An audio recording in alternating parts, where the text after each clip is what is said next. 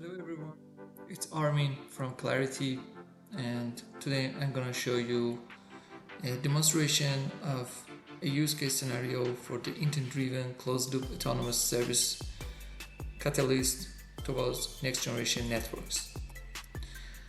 In this use case, we are going to show you how we used intent-driven software-defined WAN service configuration so that we can automatically establish and configure SD-WAN networks for the customers, or we can automatically configure a failover between different WAN links, or finding a best path to access cloud services, or a couple of other features and capabilities that we are going to show you how the intent-driven system is capable to fulfill for the customers. An overall view of the system is similar to what you see in the picture. Here we've got a customer that expresses its intent through different media. It might be by audio, it might be by text, an email, or different ways of expressing the intent. And the system is responsible to translate that intent into the services that are available into the network to be delivered for the customer and fulfilled, so that the fulfillment suite comes into the play and receives the intent, the translated intent, by the available services that has been previously defined the catalog of the services. And then the fulfillment suite, in which the Clarity is going to be demonstrated today, fulfills the service, and after that an assurance suite is responsible to make sure that the service, the provided service, is being kept in a standard way and the requirements of the customer has always been provided and the service is reliable and stable. So I'm gonna switch to the Clarity OSS and show you how the intent is being given by the user and the service is being fulfilled.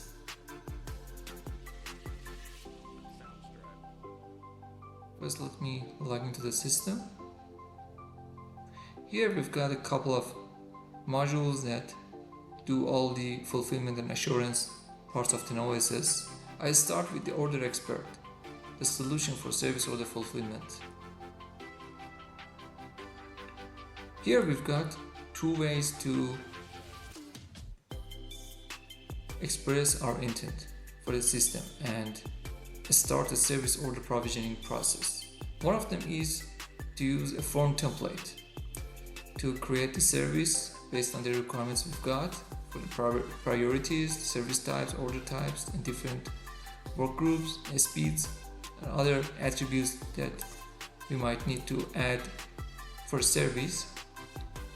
Or another way of creating service is by the voice and the language processing system behind that. Here the system gets the voice of the customer or the person who wants to input the intent for the system, and according to that creates automatically a service order request into the fulfillment system. Today I'm gonna show you a sample intent for providing a link between a headquarter and the branch of a company. The customer wanted to establish a SD-WAN network. So I express my intent for the system and then I expect it to automatically create a service order for me with the required parameters and objects. Clarity, please provide a link using an SD-WAN infrastructure between headquarters and the branch of my company.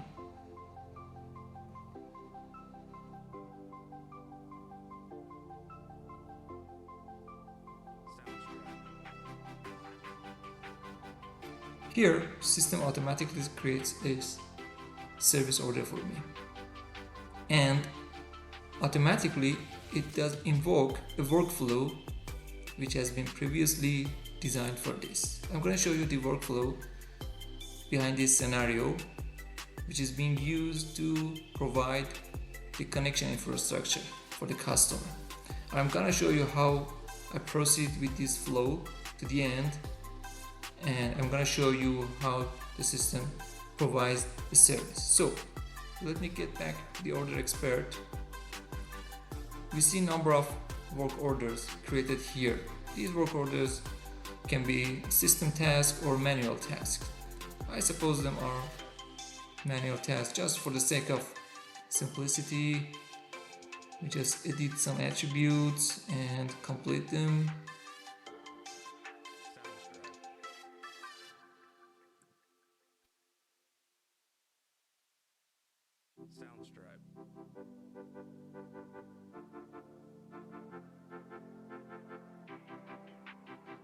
As you see, as I complete work orders, automatically the new work orders are being generated. If I refresh this page, you can see the progress. We have gone through the next step.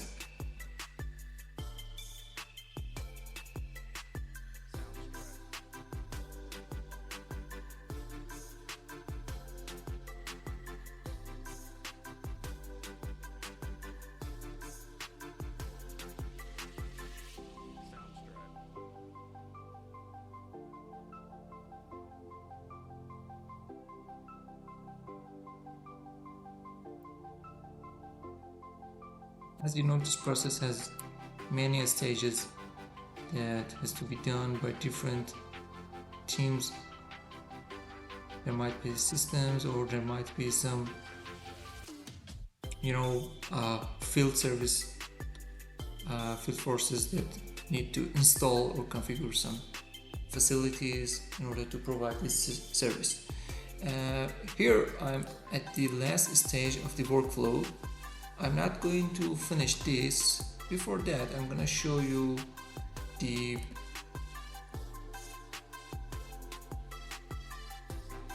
workflow that we already got for this system and implemented into the system. Here we've got different field service operations and some application service operation teams that work together in order to fulfill that system and then start building. And for sure, for the OSS, this is not the end of the part. We have to start the assurance suite. So,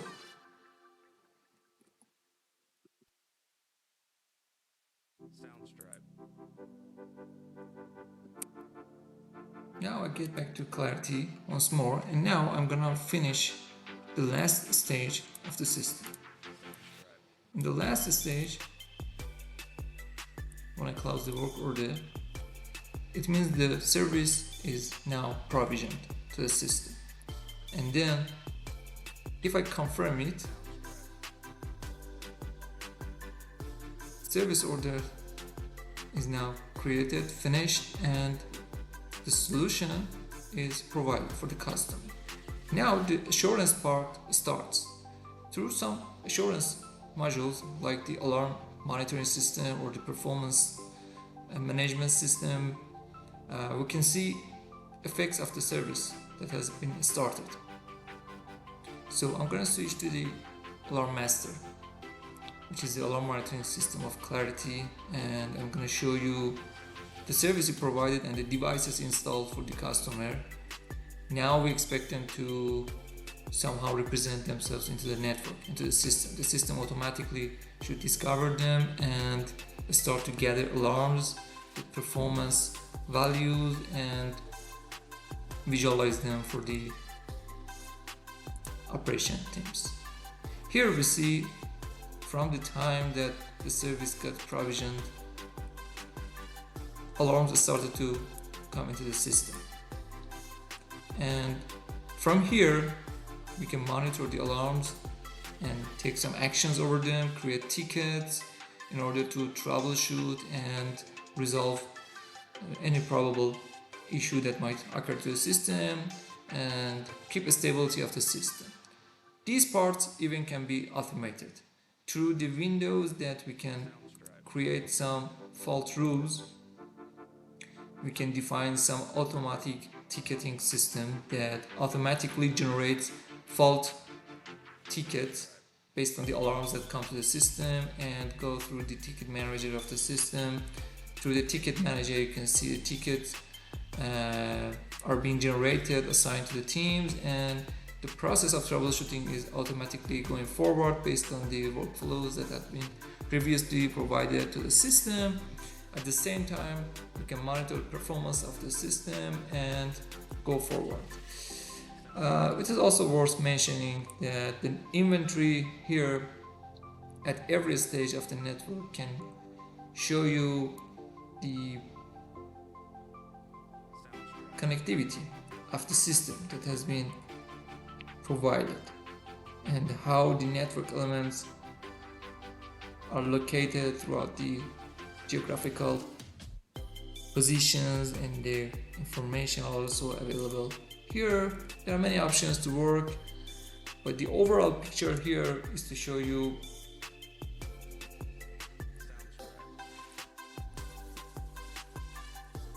how this loop is being closed. I mean the fulfillment and the assurance, and the constant service quality feedback comes from the assurance for the fulfillment to put changes into the network and make the system stable and guarantee the continuity of the service.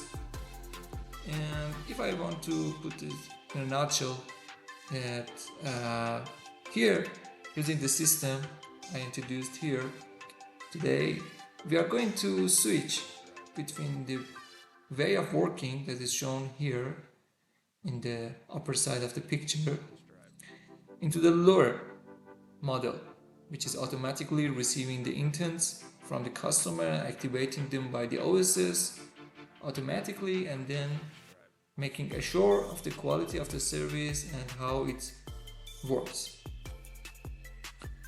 And it was all from me.